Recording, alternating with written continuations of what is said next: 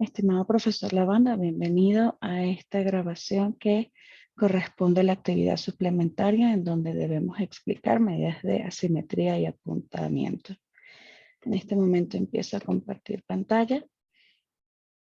Esta actividad corresponde a la materia estadística aplicada a la educación y de nuevo medidas de asimetría y apuntamiento es el tema de esta grabación y mi nombre es Bianca Puchalski.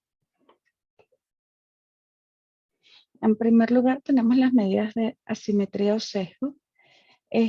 Podemos ver en cualquier representación gráfica a veces que la distribución de los datos o sencillamente se visualiza esta gráfica simétrica. Quiere decir que todo está distribuido de manera uniforme.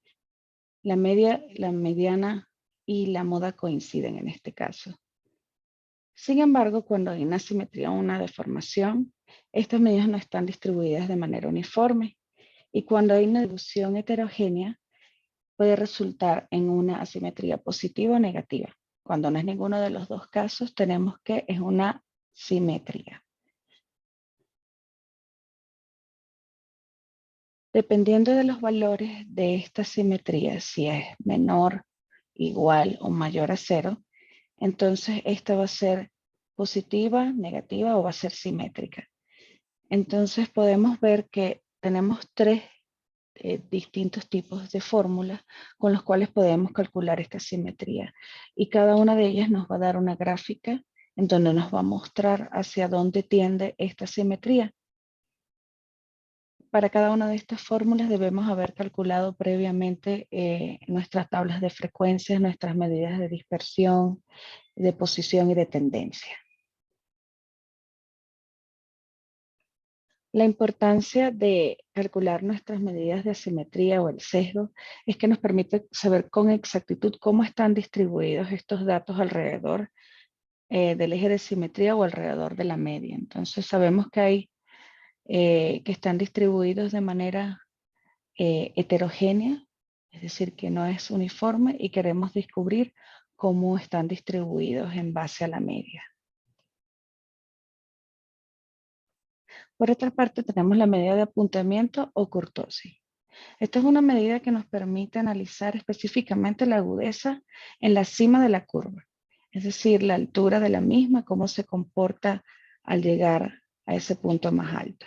Nos permite ver la cantidad de datos alrededor de la media, lo cual dependerá de su forma. Entonces, esta forma puede ser de tres tipos. Puede ser planticúrtica, leptocúrtica y mesocúrtica.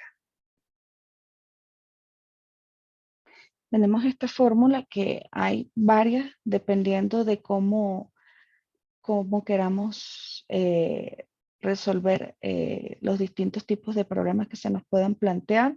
Hay de forma más resumida o de forma más extensa. Esta es una forma resumida en donde debemos haber calculado ya, como habíamos mencionado anteriormente, las tablas de frecuencia, nuestras medidas de posición, de tendencia y también las de dispersión. Dependiendo de los valores, si este es menor, igual o mayor a 3, esto nos va a decir cómo se comporta la curva en su punto más alto. Quiere decir que si es menor a 3, la distribución va a ser platicúrtica. La distribución es igual a 3, va a ser normal o mesocúrtica, como lo muestra el gráfico en la línea azul. La platicúrtica cabe destacar que es en la gráfica la representación verde. También se le conoce como achatada. Y si es mayor a 3, entonces la distribución es leptocúrtica, quiere decir que es aguda y está representado en el gráfico con el color rojo. La importancia de calcular esta kurtosis nos permite evidenciar con claridad el grado de concentración de los valores en torno a la media. Entonces, muy parecido a la simetría, van de la mano. Con la simetría nosotros calculamos cómo es la distribución de los datos. En cambio, con la kurtosis nosotros podemos ver el grado de concentración. Quiere decir que a mayor concentración hay menor dispersión en torno a la media, los valores que se encuentran en la media, y por caso contrario, entonces en menor grado de concentración, entonces tenemos mayor dispersión. Me he permitido acceder a esta información, referenciando cada uno de ellos de forma correcta según normas APA, y espero, profesora, que haya disfrutado de mi presentación y que haya cumplido con los parámetros, que es aprender realmente cuáles son estas medidas y para qué nos sirven en lo que es la estadística aplicada a la educación. Muchísimas gracias por su atención.